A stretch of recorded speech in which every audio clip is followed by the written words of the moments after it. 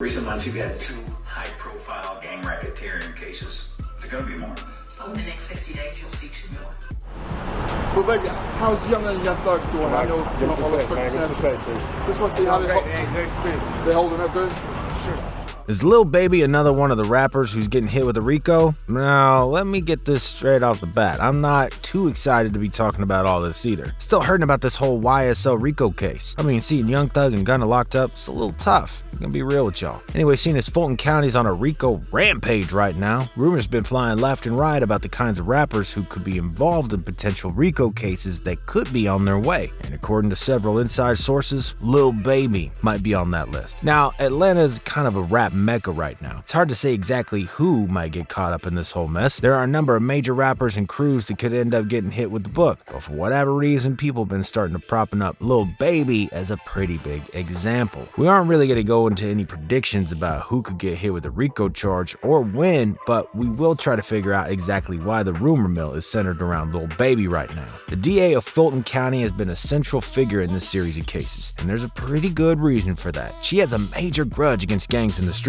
and she's more or less made it her sole purpose in life to eradicate any traces of gangs in Atlanta. Fani Willis, the Fulton County DA, might have become famous to a lot of people through the RICO charges leveled against YFN and YSL, but she's also a pretty major figure in the ongoing investigation into Donald Trump's alleged election interference. Fani Willis, born back in 1971, spent 16 years as a prosecutor for the Fulton County DA's office. In 2018, she ran for election as Fulton County's superior seat, but ended up losing. Fortunately for her, she was elected to the district attorney position in 2020, beating her former boss, who had been in position for 6 years. She officially took office at the beginning of 2021. One of her first major moves in office, aside from getting a bunch of Trump officials subpoenaed, took place back in 2021. YFN Lucci was indicted with 12 other people on RICO charges after an investigation that lasted for at least 6 months before it was announced. The RICO case consisted of a whopping 105 charges, and while it was big news at the time, no one knew exactly how big it would end up being for the entire rap landscape. Some of the charges that hit Lucci include racketeering, violating Atlanta's anti-gang law, and possession of a weapon during the commission of a felony. The DA claimed that YFN Lucci was a major player, if not the leader of, a blood set called YFN. Of course, Lucci's attorney argued that he was completely innocent of all charges leveled against him. Lucci did his best to try to get bonded out of prison on bail, but the judge denied him. The judge argued that, first of all, he could be a threat to potential witnesses, either threatening or bribing them. Secondly, he could be a potential flight risk if he got out on any amount of time. It's much easier to do the race than it is to beat a case, especially when it's as big as this one. YSL was probably throwing a whole party when YFN Lucci and his homies got locked up, but they weren't cheering for too long. In fact, about a year later in May of 2022, Young Thug, Gunna, and most of the rest of the YSL crew were indicted on a huge RICO case too, including 56 charges. To make matters much worse, Thugger was arrested in his home, and they got a warrant to search his house. When they went into Thug's crib, they found a whole lot of contraband. They found weapons with laser scopes and silencers, stuff like that, plus a bunch of product set up for distribution. Oh, and tons of money too. That means that even if Young Thug were to beat the RICO charges, and chances for doing that statistically are pretty freaking low, he'd still end up facing some serious time. Gunna was picked up a good bit later than Thug, but they didn't let him hang out on the outside for long before they brought him in. Shortly after Gunna was picked up, both Young Thug and Gunna attempted to get out of prison on bond, and that didn't happen for the same exact reason that YFN Lucci didn't get out on bail. A bunch of other crazy stuff has come to light since the arrest, including a potential attempt on Lucci's life by YSL members. Some members of YSL also attempted to fly a drone into prison. To make matters much worse, some communications were intercepted, which appeared to show Thug yelling at some YSL members for not performing a hit. The indictment also alleges that Young Thug has been in communications with SMM, Sex Money Murder, another group from Atlanta that's been accused of gang activity. In fact, there's a whole document floating around the internet that a lot of people are claiming is an official list of street gangs who are currently under investigation by the Fulton County District Attorney's Office. Now, just a disclaimer here, we have no clue whether or not this list is actually legit. For now, we're going to function on the assumption that it isn't official, but could still provide some clues as to who's going to get hit with the RICO next. But I know what you're thinking before we get there. How are we so sure there are any more RICO charges coming? Well, in a press release that came shortly after the announcement of the RICO case aimed at YSL, Fannie Williams said that she believes the gang activity is caused by about 75 to 80% of the crime in Atlanta. A lot of people have questioned those numbers, and they kind of have a right to. We don't know where the scientific study she's citing to get those statistics is. Either way, she's on the trail. When she was interviewed recently, she said, "We expect that in coming days, weeks, and months that we will bring RICO indictments against gang members, even top-level gang members, to make sure that we rid them from our society." Later on, she got even more specific. An interviewer for Channel 2 News said, Recent months, you've had 2 high-profile gang racketeering cases. There are going to be more. Her response, without missing a single beat, was, Over the next 60 days, you'll see 2 more. Whoa.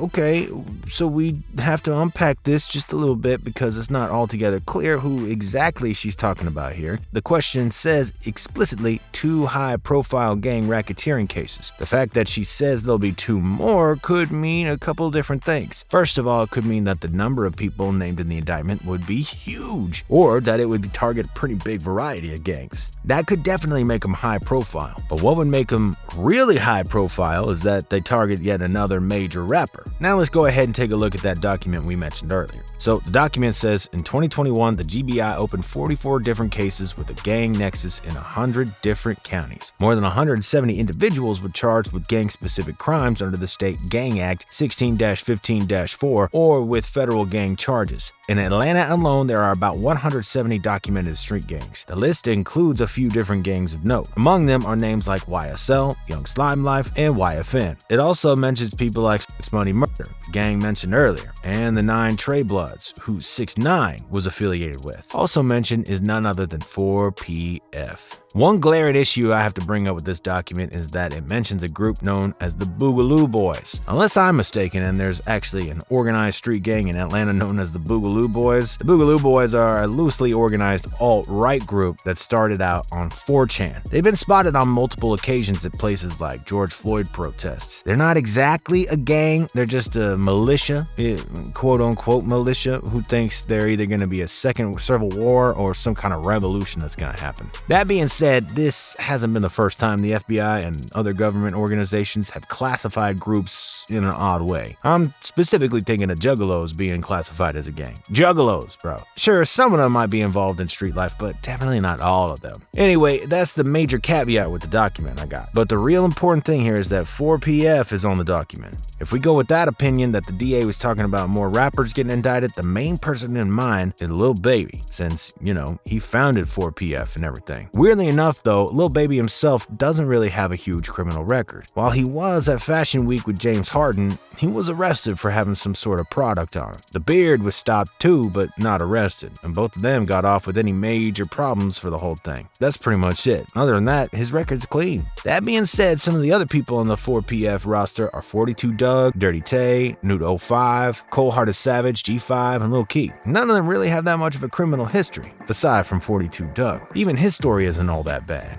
He was at a gun range, which he shouldn't have been at with a record, but there he was. He was sentenced to 3 years probation. He also sped through a traffic stop and spent 2 months on the run. On May 5th of 2022, he finally got caught again because he never showed up for his 6-month prison sentence. And that's pretty much it for old Dugg. The only real thing we could think of that would incriminate him is if someone from YSL snitched, since Lil Baby has unofficially claimed YSL despite not being signed to the label. We don't really know what that means for him or if YSL would have anything on him, and we also know that, of course, YSL wouldn't snitch on him or anything like that. We're just speculating here. Anyway, depending on how far back the investigation actually goes and how much they're able to actually find, we might find out more about what exactly he might have done. We gotta point out once again that this is all speculation, and a lot of it seems like it's just coming off of Twitter. The other 2 indictments might not have anything to do with the rappers we know and love. It could potentially just be a great big arrest of the DAs that's gonna get some of the other gangs off the street. Could even be someone else like Gucci Mane or even Quando Rondo and his clique for that matter. People have speculated it could be like T.I. and Tiny or some people like that who aren't even really all that relevant to the current rap culture going into Atlanta. We don't know that for now though. That hasn't stopped tons of fans on Twitter from speculating as to who's gonna get caught caught up in the whole thing though. One user said, "I'm praying to God it's not Gucci and Baby or even fucking Dirk since he stay out there." Another user said, "Fulton County DA said 2 more RICO cases in the next 60 days. Please, Lord, not Lil Baby." Yet another fan was still hung up on Thug, saying, "Want Thugger to beat his case, but that DA in Fulton County is RICO hungry. She's 5 for 5 in the past 2 years in RICO cases, if I'm not mistaken. Free YSL." Now, I'm sure you're thinking that Lil Baby immediately shut down the rumors, right? Well, he knows how serious the whole RICO situation is, so he's not gonna play around and try to flex. Well, not exactly. Recently, Lil Baby did respond to the speculation that he might get hit with some serious charges. Initially, Lil Baby made a post saying, "I'm trying to start an investment group for the young black millionaires. We can run the world if we play it right." Someone replied to him saying, "Man, you better be looking out for that RICO everybody keep talking about." Lil Baby replied simply saying, "Only God can judge me." That pretty much sums it up. He's not admitting to anything, he's not denying anything, he's basically just saying, "What up then?" But what do y'all think about all this though? Is Lil Baby actually mixed up in any of this? Or is he just in the wrong place at the wrong time? Are any rappers even gonna get picked up on these next 2 RICO cases coming down the pipeline? Let us know what you think down in the comments section below. And if we dug what you saw here in this video, go ahead and peep this next one out. And don't forget to keep it RIZZLE.